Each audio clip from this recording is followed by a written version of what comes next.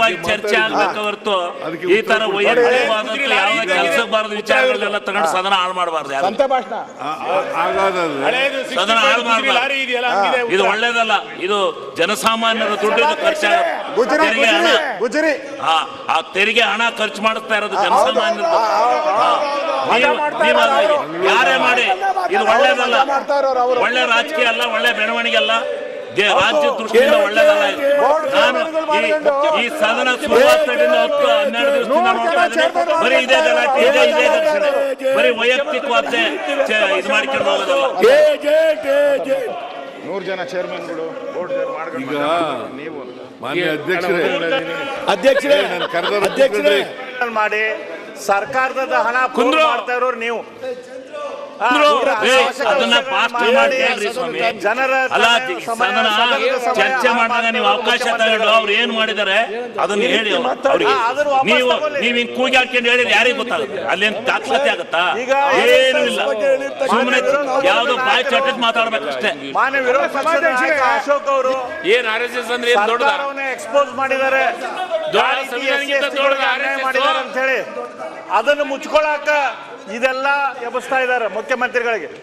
ಅವ್ರಿಗೆ ನಿಜವಾದ ಉತ್ತರ ಕೊಡಕ್ಕೆ ಏನಿಲ್ಲ, ಅದಕ್ಕೆ ಇಂಥದನ್ನು ಮಾತಾಡ್ತಾ ಇದ್ದಾರೆ.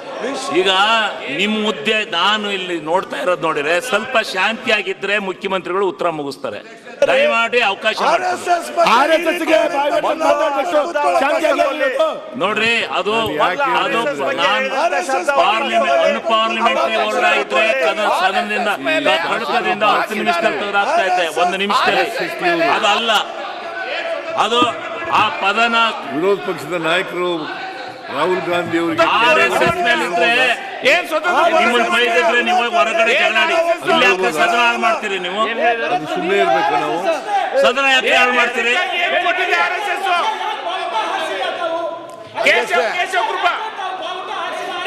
ಕಚೇರಿ ಮೇಲೆ ಒಂದು ಪ್ರಶ್ನೆ ಕೇಳ್ತಾ ಇದ್ದೀನಿ. ನೀವು ಯಾರು? 52 ವರ್ಷ ನೀವು ಯಾರು? ಪ್ರಶ್ನೆ ಕೇಳಲಿಕ್ಕೆ ನೀವು ಯಾರು? ಪ್ರಶ್ನೆ ಕೇಳಲಿಕ್ಕೆ ಖರ್ಗೆ ಯಾರು? ಖರ್ಗೆ ಯಾರು? ಮುಖ್ಯಮಂತ್ರಿ ಸಿಗೋದಿಲ್ಲ. 40 ವರ್ಷದಿಂದ ನಿಮ್ ಕಾನ್ಸ್ಟಿಟ್ಯೂನ್ಸಿ ಯಾವ ರೀತಿ ಇದೆ ಅಂತ ಯೋಚನೆ ಮಾಡ್ರಿ ಫಸ್ಟ್. ಇವ್ರ ತಂದೆ ಎಷ್ಟು ದಲಿತ ಕಾಲೋನಿ ಉದ್ಧಾರ ಮಾಡಿದ್ರು? 50 ವರ್ಷ ಮಕ್ಕಳು ಕಾಶ್ಮೀರದಲ್ಲಿ ಲಾಲ್ ಚೌಕ್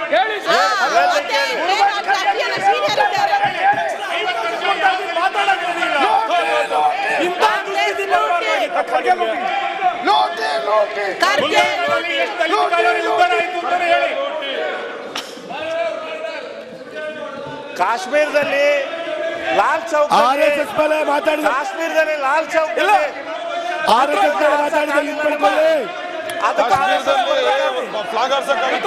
RSS ಆರಿಸಿದ್ದು ಕಾಶ್ಮೀರದಲ್ಲಿ ಲಾಲ್ ಚೌಕ್.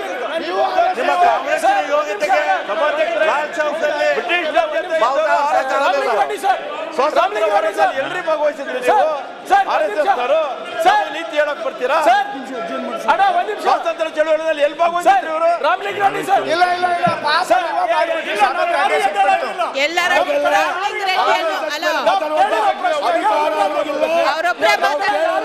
ಈಗ ಲಾಲ್ ಚೌಕದಲ್ಲಿ RSS ಅವರ ಬಾವುಟ ಹಾರಿಸಿದ್ರು. ಒಂದ್ಸರಿ ಹೋಗಿ ಹಾರಿಸಿ ನೋಡೋಣ. ದಮ್ಮಿದ್ರೆ ಹೋಗ್ರಿ. ಲಾಲ್ ಚೌಕದಲ್ಲಿ ಗಂಡುಗಳು RSS ಅವರು ಹೋಗ್ರಿ. ಲಾಲ್ ಚೌಕದಲ್ಲಿ ಬಾವುಟ 10 ನಿಮಿಷಗಳ ಸದನವನ್ನ ಮುಂದೂಡಿದ್ವಿ.